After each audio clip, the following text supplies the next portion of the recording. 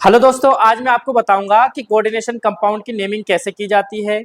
Coordination entity के अंदर ligands के नाम कैसे लिखे जाते हैं, उनका ऑक्सीडेशन नंबर कैसे निकाला जाता है, उनके आईयूपीएसी नाम कैसे लिखा जाता है, आयंस कैसे निकालते हैं। तो सभी प्रकार के जितने भी कॉम्प्लेक्स कंपाउंड हैं उनके सबके आज मैं आपको नाम लिखना सिखाऊंगा कोऑर्डिनेशन कंपाउंड्स के। ठीक है, याद रखिए बहुत ही इंपॉर्टेंट क्वेश्चन है और एग्जाम में हर बार पूछा जाता है, पूछा ही जाएगा ये। तो आप मेरे साथ बने रहिए, मैं आपको बताऊंगा कि इनका ऑक्सीडेशन नंबर कैसे निकालते हैं, इनका नेम कैसे लिखते हैं, पहले क्या लिखते हैं बाद में क्या लिखते हैं, सभी सीक्वेंस बाय सीक्वेंस में आपको बताऊंगा। तो जुड़े रहिए मेरे साथ में और हम करते हैं उसको शुरू। बेसिक ही बताएंगे सब। ध्यान से सुनना बच्चों, सुपर डुपर मोस्ट कुछ बात नहीं। इधर देखना बच्ची, how to write the names of coordination compounds. बेटा बात नहीं करना please. Coordination compounds, coordination compounds के नाम कैसे लिखते हैं, नेमिंग और नोमेनक्लेचर ऑफ कोऑर्डिनेशन कंपाउंड्स। ठीक है, तो ध्यान से सुनना, ये इस चैप्टर का सबसे इंपॉर्टेंट पार्ट है और इसी में से क्वेश्चन आंसर आते हैं नाम लिखने का। ठीक है, सुपर डुपर मोस्ट ही है। तो देखना, सबसे पहले तो आप याद रखना, पहले नंबर पे नेमिंग ऑफ आयंस या फिर कैटायंस या कैटायंस या फिर आयंस लिख देते हैं यार, समझ आया। आयंस में कैटायन और आयनायन दोनों चीज आ जाएगी बच्चों। क्या आ जाएगी? इधर देखना, पहले बोर्ड पे देखो बच्चों। जैसे बच्चों इसमें दो पार्ट में डिवाइड कर देंगे इस रूल को, कैसे कि फॉर्मर मतलब होता है पहले, फर्स्ट और लास्ट नहीं लिखना है। जब तीन चार पांच के लिए फर्स्ट लास्ट यूज करते हैं, दो हो तो फॉर्मर और बाद वाले को लेटर। फॉर्मर हमें क्या का नाम लिखना बच्चों, पॉजिटिव पार्ट्स का नाम लिखना है। पॉजिटिव पार्ट कौन सा पार्ट, इसे नहीं समझ पाओ तो इस समय कैटाइनिक पार्ट हमको पहले लिखना है। कैटाइनिक पार्ट यानी कि कोई कॉम्प्लेक्स है हमारे पास में, तो उसका कैटाइनिक जो हिस्सा है ना, यानी कि प्लस चार्ज वाला हिस्सा है ना, उसको क्या करना है अपन को पहले लिखना है। ठीक है, बी में हम लिखेंगे यहाँ पे लेटर कौन सा लिखा गया, यानी कि इसके बाद वाला हिस्सा कौन सा होगा, नेगेटिव पार्ट है ना, आपको क्या करना है बाद में लिखना है। ठीक है, नेगेटिव पार्ट को क्या बोलते हैं बच्चों, एनायनिक पार्ट। ठीक है, अब ये पॉजिटिव और नेगेटिव पार्ट कैसे पहचानोगे, तो जैसे बच्चों मान लीजिए यहाँ पे लिखा है, एग्जाम्पल में समझना। जैसे यहाँ पे लिखा है K4 FeCN6 और ये स्क्वायर ब्रैकेट में बंद। तो जो पहले वाला हिस्सा है ना, ये वाला हिस्सा ध्यान से सुनना, ब्रैकेट के बाहर वाला जो हिस्सा है इधर वाला, इसको तो आप मानेंगे कौन सा, कैटाइनिक। क्या मानोगे, कैटाइनिक, क्योंकि ये टूटेगा तो ये प्लस चार्ज वाले ही आएगा। और इसको है ना बच्चों कब लिखना है आपको, पहले। हिंदी में समझ जाना, इंग्लिश नहीं समझो तो पहले लिखते हैं इसको। क्या करते हैं, पहले लिखते हैं। और ये यहाँ से लेके यहाँ तक का हिस्सा है, ये कैसा है बच्चों, एनायनिक यानी नेगेटिव वाला है। कैसा है, इसको क्या करना है बच्चों, इसको बाद में लिखना है। कब लिखना है, बाद में। मेरी बात समझ में आई, बोलो आई।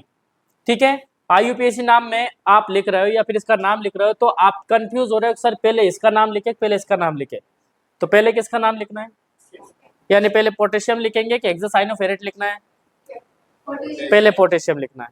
बात समझ में आई। अब मान लीजिए थोड़ी सी उलझन और भी आ गई, यहाँ पे लिख दिया अपन ने, मान लीजिए FeCN3 लिख दिया और यहाँ पे मान लीजिए बच्चों लिख दिया क्या, Cl। आप कौन सा हिस्सा पहले लिखेंगे, तो अब इस वाले हिस्से को क्या मानना है आपको बच्चों, इस वाले हिस्से को मानना है आपको कैटाइनिक। क्या मानना है, कैटाइनिक, यानी पॉजिटिव हिस्सा मानना है इसको। कौन सा हिस्सा, पॉजिटिव। और ये बाहर वाला हिस्सा है ना, इसको क्या मानना है, नेगेटिव, यानी कि एनायनिक। बात समझ में आई। यानी कि सीधी सी बात, जो पहले हिस्सा होता है ना वो पॉजिटिव होता है और बाद वाला हिस्सा होता है वो क्या होता है, नेगेटिव। बोलो, K4 भी हो और सबसे पहले आपको ये लिखना है प्लस वाला। ठीक है, अगर ये भी हो ना तो भी ये लिखाएगा, फिर ये लिखाएगा, फिर ये लिखाएगा। ठीक है, क्योंकि इसके लिए, इन दोनों के लिए यदि मान लीजिए यहाँ पे K4 हो, आप ऐसा कह रही, तो ये प्लस वाला, इसके लिए ये माइनस वाला, अब इसका नाम लिखा गया ये प्लस वाला, ये क्या लिखा हुआ है माइनस वाला, तो पहले आपको कौन सा लिखना है, प्लस वाले लिखना है। मैं 2 कंपाउंड को जोड़ के भी नाम सिखाऊंगा आगे, ठीक है। अभी जो बता रहा हूँ सिर्फ उस पर ध्यान दो आप, ठीक है। यहाँ और यहाँ भी 2-3 जोड़ देंगे, उस पर फिर बाद में चर्चा करेंगे। अभी जो मैंने बात बताई वो समझ में आई आपको, ठीक है। तो आप IUPAC या फिर इसका नाम लिखते हो ना, तो सबसे पहले क्या करोगे कि पहले पॉजिटिव वाले हिस्से का नाम लिखोगे, फिर क्या लिखोगे, नेगेटिव वाले, ठीक है। अब दूसरे नंबर पे ये तो कौन सा, आयंस का नाम हो गया। अब हमको भीतर चलना है कि कोऑर्डिनेशन एंटिटी का नेमिंग कैसे करनी है। कोऑर्डिनेशन एंटिटी यानी कि ये वाला जो हिस्सा है ना, इसका नाम कैसे लिखना है। अब इसका नाम लिखने के लिए पहले तो ये काम करो, ये नोट करो, तो इसके बाद में वो बताता हूँ आपको।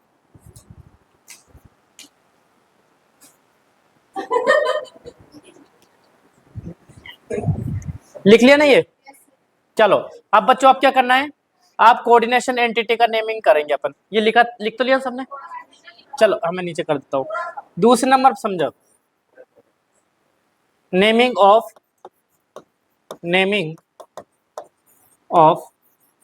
Coordination entity. कोऑर्डिनेशन एंटिटी क्या होती है बच्चों, ये स्क्वायर ब्रैकेट के अंदर लिखा ना, ये कोऑर्डिनेशन एंटिटी है, ये लिखवा रखा मैंने आपको, है कोऑर्डिनेशन एंटिटी यानी कि स्क्वायर ब्रैकेट के अंदर का जो है ना हिस्सा, इसका नेमिंग कैसे करना है, ठीक है। तो देखना बच्चों, ध्यान से सुनना। फर्स्ट ऑफ ऑल हिंदी में लिखूं क्या है, सबसे पहले लिगेंड्स नेम, किसका नेम लिखना बच्चों, लिगेंड्स नेम्स आर रिटन। अब लिगेंड्स में मैंने आपको बता दिया कि नेगेटिव हो तो क्या करते हैं, लास्ट में ओ लगा देते हैं, पॉजिटिव हो तो IUM लगा देते हैं, और न्यूट्रल हो तो जो उसका कॉमन नेम है वो लिख देते हैं। Written in alphabetical order, alphabetical order में लिखना है, काय में लिखना बच्चों, यानी कि जैसे मान लीजिए इधर देखो, जैसे Cl आ गया और Br आ गया और एमीन आ गया, क्या आ गया, एमीन NH3। अब मुझे बताओ, ये C से शुरू होगा, ये B से शुरू होगा, और ये A से, एमीन से H शुरू होगा, तो पहले किसको लिखा जाएगा, एमीन को, फिर ब्रोमीन को, फिर क्लोरीन को, ऐसे। एमीन N से शुरू नहीं हो रहा, उसका नाम देखो, एमीन है, N से, तो N तो फॉर्मूला है ना, बेंटी हो गई क्या, ठीक है, ठीक है, ये देखो कोई बात नहीं, चलता है, ठीक है। हम मालवी लोग हैं भाई, यहाँ तो बेंडा बेंडी बोल देते हैं, ठीक है। यहाँ तेल के पीपे को पीपो बोला जाता है, अपने यहाँ पे ओ लास्ट में लगा ही रहता है क्या नहीं, छोरा नहीं, छोरो, लड़को, है क्या नहीं, भारो, है क्या नहीं, तो ओ एक लगा ही रहता है उसमें, छोड़ो आपको, ठीक है। आप छोड़ो, नहीं तो है ना वो कोई ऑनलाइन दिखेगा तो ये क्या कर रहे हैं। दूसरे नंबर पे देखना बच्चों, इसमें जो सिफिक्स लगता है, यानी एक हो तो उसके लिए आप है ना कुछ नहीं लगाओगे, लेकिन 2 लिखा हो तो उसके लिए क्या लगाओगे, डाई। 3 लिखा हो तो उसके लिए ट्राई, 4 के लिए टेट्रा, 5 के लिए पेंटा, 6 के लिए हेक्सा, हेप्टा, ऑक्टा, नोना, डेका, ऐसे लगाते रहना, ठीक है। थर्ड नंबर पे लिखना बच्चों सेंट्रल मेटल आयन का नाम, आयंस नेम, जो भी है ना उसका दिया हो, ठीक है, कोबाल्ट है कि निकेल है कि आयरन है, जो भी है। चौथे नंबर पे बच्चों the oxidation number of central metal ion, हाँ बच्ची, इज रिटन, क्या बच्ची, अच्छा ABCD कर लो, क्या दिक्कत है उसमें, ABCD, ठीक है। सेंट्रल मेटल आयन की जो ऑक्सीडेशन नंबर लिखी जाएगी इन स्मॉल ब्रैकेट और इन रोमन सिस्टम, कौन से सिस्टम में, रोमन गिनती आती होगी बच्चों आपको, हाँ रोमन सिस्टम, जैसे 1 के लिए क्या लिखेंगे, ऐसे, 2 के लिए ऐसे, और 3 के लिए ऐसे, 4 के लिए ऐसे, 5 के लिए ये है क्या नहीं, 6 के लिए ऐसे, ये 10 तक याद कर लेना बस और कुछ नहीं। ठीक है, ये लिखना है, क्या करना है। अब तुम एक एग्जाम्पल और देख लो, ठीक है, ज्यादा गड़बड़ नहीं करना, चुपचाप बैठे रहना। ये 5 नियम लिख लिए सब तुमने, सबने, थोड़ा सा बैठे रहना बेटा, जरा सी देर लगेगी आपको है ना, एक होमवर्क में दे दूंगा तो आप है ना थोड़ा सीख जाओगे। ठीक है, इधर देखना। अब मैं कोऑर्डिनेशन एंटिटी का एक नाम लिख के बताता हूं तुम्हें। जैसे मान लीजिए यहाँ पे अपन आयनिक स्फीयर नहीं लेते, जैसे अपन ने यहाँ पे लिख दिया बच्चों निकिल, और यहाँ पे लिख दिया बच्चों एमिन, क्या लिख दिया, एमिन। इधर देखो इधर बच्ची, और यहाँ पे लिख दिया क्या बच्चों, बी आर, ठीक है, और यहाँ पे लिख दिया, और यहाँ पे मान लीजिए 2- चार्ज लगा दिया, क्या लगा दिया। अब इसका देखो बाहर आयन स्फीयर में तो कुछ है ही नहीं, तो वो पहला नियम तो लगेगा ही नहीं। यहाँ पे कोऑर्डिनेशन एंटिटी में सबसे पहले क्या लिखना बच्चों, लिगेंड्स के नाम लिखना है। क्या लिखना, first of all ligands name are written in alphabetical order. अब दो है आपके पास में, एक तो ब्रोमीन है और एक एमीन है। एमीन बच्चों का शुरू होता है ए से, ब्रोमीन का से बी से। पहले क्या लिखा जाएगा बताओ जल्दी, एमीन, यहाँ पे 3 कर देते हैं, क्या कर देते हैं 3, ठीक है। अब इसका यानी कि सबसे पहले आपको लिगेंड्स का नाम लिखना है, तो क्या लिखेंगे आप, एमीन, और कितना 3 है, 3 के लिए क्या लिखा देखो, ट्राई एमीन, क्या लिख दिया बच्चों, ट्राई एमीन। फिर लिगेंड एक और है क्या बच्चों, ब्रोमीन, तो ब्रोमीन नेगेटिव लिगेंड है, हाँ या ना, इधर देख लो फिर बाद में लिख लेना। नेगेटिव लिगेंड है, तो ब्रोमीन नेगेटिव लिगेंड है, तो लास्ट में उसमें ओ लगाते, ठीक है, ट्राई एमीन ब्रोमाइडो। अब फिर क्या लिखते हैं बताओ, ना सेंट्रल मेटल आयन का नाम लिखेंगे। सेंट्रल मेटल आयन क्या है बच्चों, निकेल है, क्या है, निकेल, या निकेल लिख दिया। फिर चौथे नंबर पे क्या लिखा है, the oxidation number of central metal ion is written in small bracket. Small bracket में क्या लिखना है, उसका ऑक्सीडेशन नंबर, और लास्ट में क्या लिखना है अपन को, आयन, क्या लिखना है, आयन। अब ऑक्सीडेशन नंबर इधर देखो, यहीं पे समझना है आपको, ऑक्सीडेशन नंबर किसका निकाला जाता है हमेशा, सेंट्रल मेटल आयन का। निकिल को क्या मानेंगे बच्चों, एक्स। फिर अब मुझे बताओ ये 3 है एमीन, तो 3 से मल्टीप्लाई करेंगे, और एमीन कैसा लिगेंड है, न्यूट्रल, पॉजिटिव, नेगेटिव।